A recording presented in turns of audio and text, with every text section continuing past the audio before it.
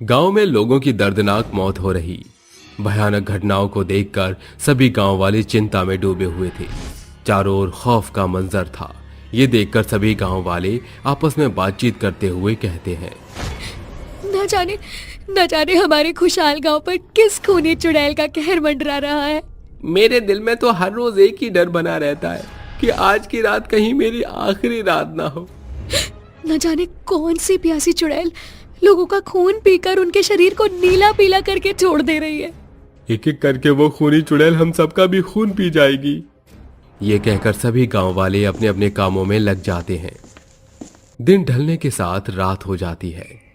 तभी चुड़ैल आसमान में उड़ते हुए गांव में कदम रखते हुए कहती है,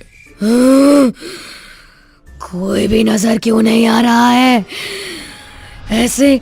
ऐसे मैं अपने खून पीने की तलब को कैसे मिटाऊंगी? ये कहकर चालाक चुड़ैल एक बरगद के पेड़ पर जाकर बैठ जाती है और लोगों के बाहर आने का इंतजार करती है। पर जब कोई नहीं आता तो चुड़ैल गांव में रहने वाली सुमन की आवाज निकालकर कहती है, पवन, अरे ओ पवन, बाहर आओ, मेरी जान खतरे में है। पवन चुड़ैल के छलावे में आ जाता है और बिना कुछ सोचे बाहर निकल आता है और चारों तरफ देखकर कहता है, अभी तो आवाज आई थी, फिर ये अचानक सुमन कहाँ चली गई? पवन ये कह रहा था कि तभी खून की प्यासी चुड़ैल उसकी झोपड़ी की छप्पर पर से आधा धड़ लटका कर नीचे देखते हुए कहती है, क्योंकि वो सुमन नहीं बल्कि एक चुड़ैल की आवाज थी। अरे दादा, दरवाजा खोलने से पहले सोच तो लेता, अब ये चुड़ैल तुझे पवन से उजड़ा चमन बना देगी। अब मैं तेरा खून पीकर अपनी प्यास बुझाऊंगी। मुझे इंसानों का गर्मा गर्म मीठा खून पीना बहुत पसंद है। आजा मेरे पास, आजा। हाँ, नहीं चुड़ैल, मुझे मत मारो, कहो तो मैं तुम्हारे लिए पानी या शरबत ला देता हूँ। मूर्ख इंसान, मुझे पानी की नहीं तेरे खून की तलब है। मेरी प्यास तो तेरा खून पीकर ही बुझेगी।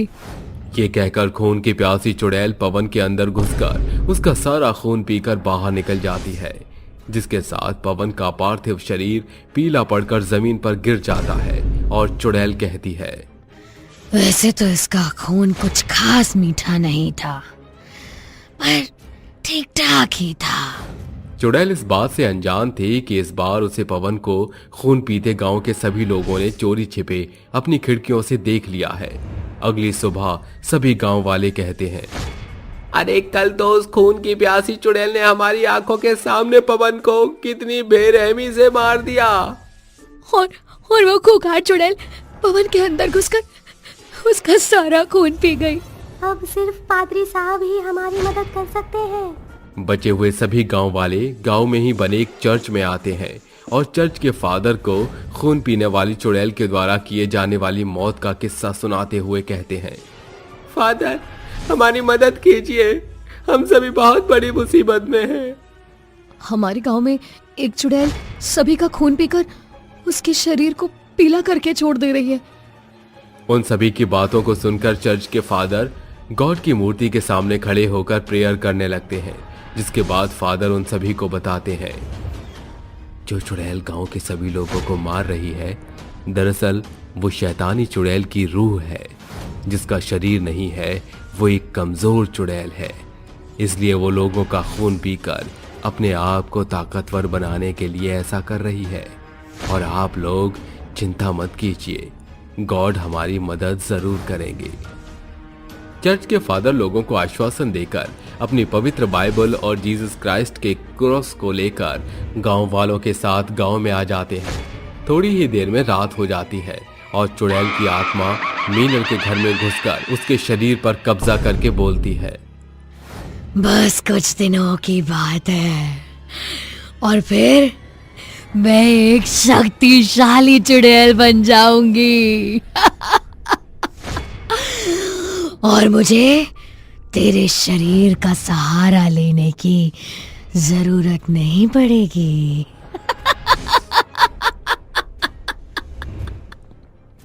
चुड़ैल बोल रही होती है कि तभी फादर उसके पास आकर उसे चेतावनी देते हुए कहते हैं, शैतान चुड़ैल, छोड़ दे उस लड़की के शरीर को, वरना तेरा हश्र बुरा होगा। तो अब तू मुझे रोकेगा, गोरी चमड़ी वाले? मैं तो सिर्फ एक जरिया हूं, तुझे रोकेंगे जीसस क्राइस्ट। मैं जानता हूं तेरा कोई शरीर नहीं, तू एक कमजोर चुड़ैल है जो ताकतवर बनने के लिए लोगों का खून पी रही है। फादर की बात सुनकर चुड़ैल भयानक हंसी हंसते हुए कहती है, अरे वाह रे सफेदी के शौकीन, तेरी खोपड़ी तो बड़ी तेज निकली। मैं तुझे आखिरी मौका दे रही हूं, चला जा यहां से, वरना मैं तेरी रगों में दौड़ने वाले मीठे खून को पीकर तेरी गोरी चमड़ी को काला कर दूंगी। लगता है आसानी से नहीं मानेगी। ये कहकर फादर पवित्र बाइबल को खोलकर गॉड के शब्दों को चुड़ैल के सामने दोहराने लगते हैं। ये देखकर चुड़ैल गुस्से में बोलती है, तूने मेरी बात नहीं मानी, अब मैं तेरा खून पीकर अपनी प्यास बुझाऊंगी। इस तरह फादर और चुड़ैल में घमासान लड़ाई होने लगती है। फादर के ताकतवर प्रार्थना के शब्दों को सुनकर चुड़ैल कमजोर पड़ जाती है। फादर भी काफी घायल हो जाते हैं, पर अंत में शैतानी चुड़ैल फादर से हार कर कहती है, बस करो, बस, अब मेरे अंदर जरा सी भी शक्ति नहीं बची, रोक दो इन शब्दों को। बता कैसे तू इस गांव में आई थी? यह बात कुछ समय पहले की है। चुड़ैल कोसों दूर पर बसे एक जंगल में बरगद के पेड़ पर रहा करती थी। एक दिन वो कहती है, बस अब मैं यहाँ नहीं रह सकती। यह घास फूस खा खा कर मैं ऊब गई हूँ, पर यह खाने के अलावा मेरे पास कोई और रास्ता भी तो नहीं है। मैं इतनी कमजोर चुड़ैल हूँ कि किसी पर वार भी नहीं कर सकती और ना उन्हें छू पाती हूँ। चुड़ैल बोल रही होती है कि तभी उसे किसी के आने की आहट सुनाई देती है। मीनल नाम की लड़की गुनगुनाते हुए जंगल से गुजर रही होती है। आज मौसम बड़ा बेईमान है, आने वाला कोई मेहमान है। तुमने पुकारा और हम चले आए, जान तुम्हारी लेने आए। गाने की आवाज सुनकर मीनल जैसे ही पीछे पलटती है, उसे एक भयानक चुड़ैल नजर आती है और वो कहती है, अरे ये तो चुड़ैल है, मुझे मत मारो। यही तो रोना है, काश कि मैं तुझे मार सकते, इसीलिए मुझे तुम्हारे शरीर की जरूरत है। अरे मेरे शरीर को किराए का घर है क्या, जिसमें चुड़ैल को रहने की जगह दे दूं? इसके बाद चुड़ैल मीनल के अंदर घुस जाती है और गाते हुए चल पड़ती है।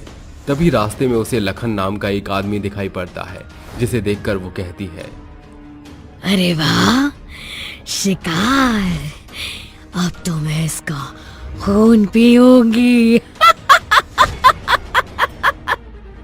चुड़ैल ट्रेन की रफ्तार जितनी तेजी से गायब होकर लखन के पास पहुंच जाती है और मीनल के शरीर से बाहर निकलकर कहती है, ए जी ओ जी लो जी सुनो जी, मैं हूँ मनमोजी, तेरा नाम है लखन, जरा आ जा इधर। हे भगवान, ये तो चुड़ैल है और इसको मेरा नाम भी पता है। लखन के हाथ पांव से पसीने छूटने के साथ वो थर थर कांपने लगता है। तभी चुड़ैल उसके अंदर घुसकर उसका सारा खून पीकर उसे मार देती है और फिर वापस मीनल के शरीर में घुसकर लगातार ऐसे ही कई लोगों को मारकर उनका खून पीकर अपनी ताकत बढ़ाती है। चुड़ैल की कहानी खत्म होने के बाद फादर कहते हैं, तुमने अभी ताकत बढ़ाने के लिए बहुत सारे बेकसूर का खून पिया, फिर भी तुम आज गॉड के आगे कमजोर पड़ गई। मैं गॉड से प्रेयर करूंगा कि अगले जन्म वो तुम्हें एक शक्तिशाली इंसान बनाकर भेजे। अब तुम्हें इस संसार से जाना होगा। ठीक है, जा रही हूँ, ये कहकर वो चुड़ैल गांव छोड़कर हमेशा के लिए चली जाती है और गांव वाले फिर से बिना खौफ से खुशहाल जिंदगी बिताने लगते हैं।